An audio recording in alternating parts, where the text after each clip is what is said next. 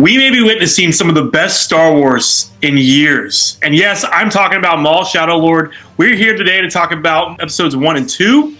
And we're going to dive into what we liked, what we disliked, and why we think this is an incredible show to start. And I think we're going to get a lot of really great Star Wars moving forward, guys. So what did you think of episode 1? Yeah, I really enjoyed this show, speaking in a broader sense. I mean, that you're more into the animated usually than I am. Not to say that I don't like it, but it's harder for me to grasp onto it. But I found myself hooked from the very beginning. Maul's entrance off the ship when they're lined up against basically the police, and they're like, who's gonna stop us? And then Maul shows up from behind them. And that's how it goes into the title. And me being a major, Darth Maul fan from the beginning, I've been saying for years that I want more Darth Maul.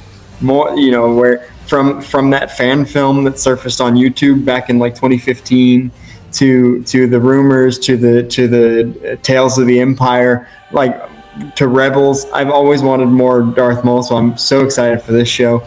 But yeah, just the first episode, they introduced a lot of interesting characters between the Lawson, I guess you'd call him police or whatever you call him, and then the Jedi character that we know from your prior knowledge and interviews is named Devon, although they did not say it in the show.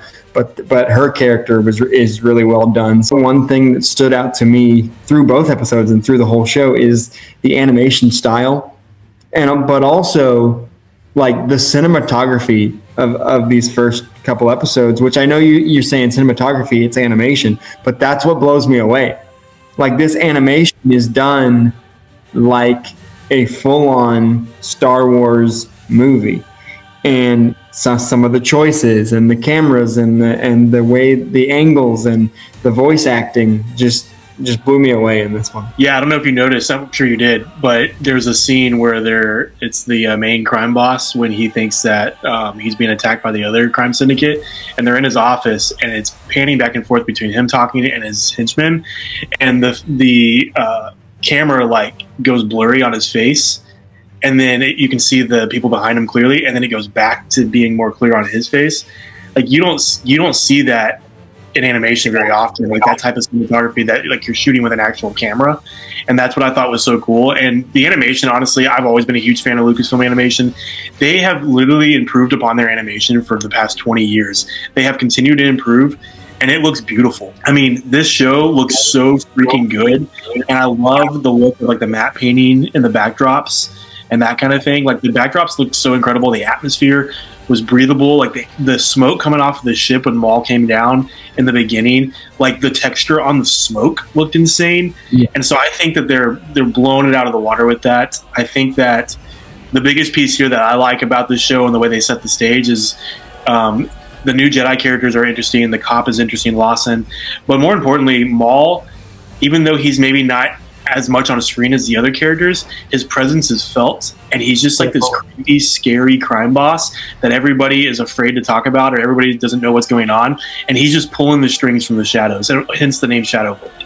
Well, that's the way it's always been with Maul. If you go back to Phantom Menace, he was not on screen very long at all, and I think you could count the number of words he said on one hand, and yet Phantom Menace, for better or worse, was about Darth Maul and like that, the Duel of the Fates and all that stuff. And so, yeah, no, I think this was an instance where, and you and I talked about before we got on here about that I found that there were moments through the first 2 episodes where I was watching this, and not only did the animation look really, really good, but there were little moments where I thought where it did not look animated.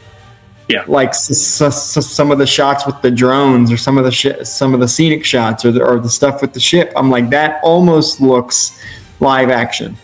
Yeah, it's insane. And I think that the storytelling seems a little bit more serious, even though it's animated. And I really enjoyed how the first episode set the stage for what Maul is doing. You're introduced to Devon and her master. And by the way, her master, I don't know his name, but like, he looks so cool. I don't know what type of alien he is, but I'm super pumped to learn more about him.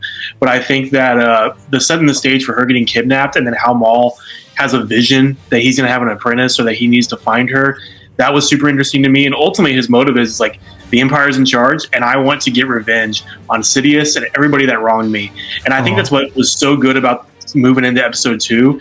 There were some scenes in there that you and I talked about that were just so freaking brutal, especially with the Pikes and the way he took down the Pikes. And then you talked about the scenes between him and Devon that were a little bit more low key, but there was just a lot of like meat to chew on with these 2 episodes, and it really showed you the world of the crime syndicates, and it played like a Godfather movie, honestly.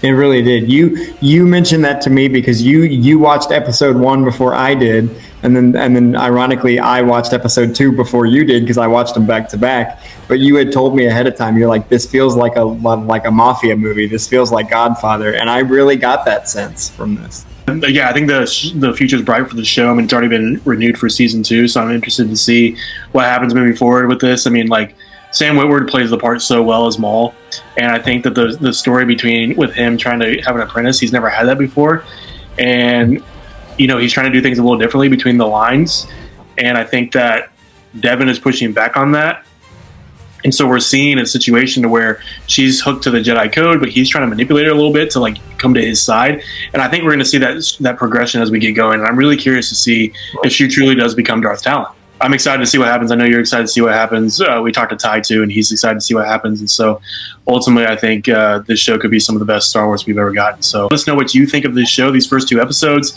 down in the comments. What were your favorite moments? What are you looking forward to? Please like this video, subscribe to our channel, and make sure you hit that notification bell so you don't miss another video from us. We're planning on talking a lot more about Maul Shadow Lord, so stay tuned for more theories, breakdowns, reviews, all that kind of stuff.